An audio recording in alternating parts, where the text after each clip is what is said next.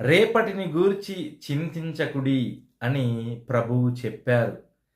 రేపటిని గురించి మనం చింతించవలసిన అవసరం ఏమాత్రము లేదు. ఎందుకంటే దేవుడు చెప్పారు కదా, రేపటి సంగతుల గురించి నేను ఎరిగి ఉన్నాను. కాబట్టి నువ్వు నా యందు విశ్వాసముంచి ముందుకు సాగు అని యేసు ప్రభువారు మనతో మాట్లాడుతూ ఉన్నారు. సహోదరుడా, సహోదరి, రేపు నా సంగతి ఏంటి, నా పరిస్థితి ఏంటి, నా జీవితం ఏంటి, నా భవిష్యత్ ఏంటి, నా పిల్లల భవిష్యత్ ఏంటి అని నువ్వు విచారిస్తున్నావేమో. కానీ దేవుడు ఈరోజు నీతో మాట్లాడుతున్నారు. నీ పరిస్థితులన్నీ దేవునికి తెలుసు. సహోదరుడా, సహోదరి, నువ్వు దేవుని చేతిలో ఉన్నావు. సర్వశక్తుడైనటువంటి దేవుని బిడ్డగా నువ్వు ఉన్నావు.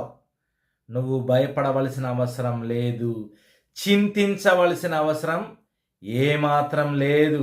దేవుడు చెప్తున్నారు కదా, ఏ నాటికీడు ఆ నాటికి చాలును.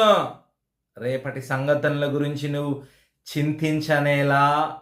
ఆకాశ పక్షుల్ని చూడుడి, అవి విత్తవు, కోయవు, కొట్లలో కూర్చుకొనవు, అయినను మీ పరలోకపు తండ్రి వాటిని పోషించుచున్నాడు కదా.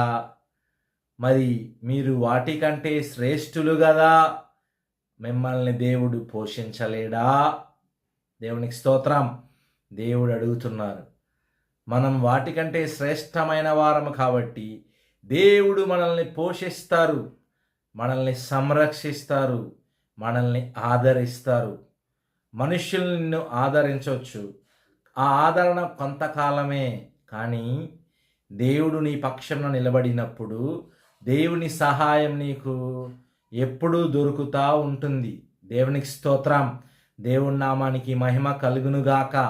కాబట్టి మనం ఏమాత్రం చింతించకుండా రేపేమి జరుగునో అనే విషయం గురించి ఆలోచించవలసిన అవసరం ఏమాత్రం లేదు. ప్రభువు బిడ్డలమైన మనందరి జీవితాల్లో మనం యేసు ప్రభువును నమ్ముకున్నాం, ఆయన వాక్యాన్ని అనుసరిస్తున్నాం. కాబట్టి ఆయన వాక్యాన్ని అనుసరిస్తూ మనం యథార్థముగా మన జీవితాన్ని కొనసాగిస్తే చాలు.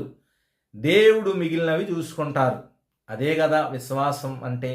మనం దేవుని మీద ఆధారపడి ముందుకు సాగటం. అలా సాగినప్పుడు దేవుడు నీ జీవితంలో, నీ బిడ్డల జీవితంలో, నీ కుటుంబ జీవితంలో ఏమి కావాలో దేవుడికి సమస్తము తెలుసు. కాబట్టి తగిన సమయంలో ఇవి జరిగే విధంగా దేవుడు చేస్తారు. దేవునికి స్తోత్రం. దేవుని నామానికి మహిమ కలుగునుగాక. యెహోవాకు అసాధ్యమైనది ఏదైనా కలదా? యెహోవాకు అసాధ్యమైనది ఏది లేదు.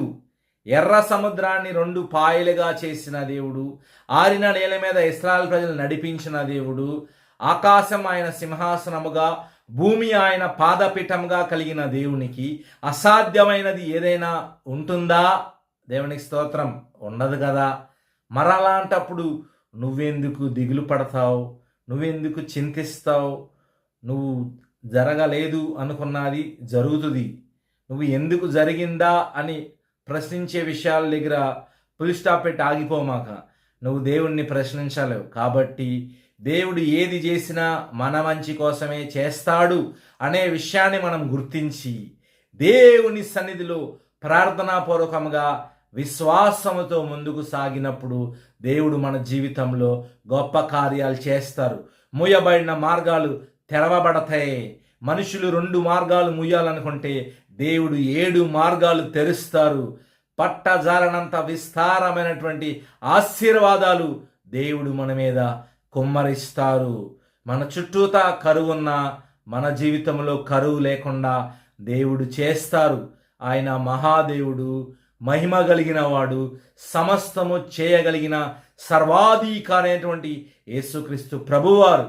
కాబట్టి ఆయన యందు విశ్వసించి ప్రార్థనాపూర్వకముగా రేపటి గురించి చింతించకుండా దేవుడి మీద ఆధారపడి ప్రార్థనాపూర్వకంగా ముందుకు సాగుదాం. దేవుడు మనందరినీ దీవించి ఆశీర్వదించునుగాక. ఆమెన్.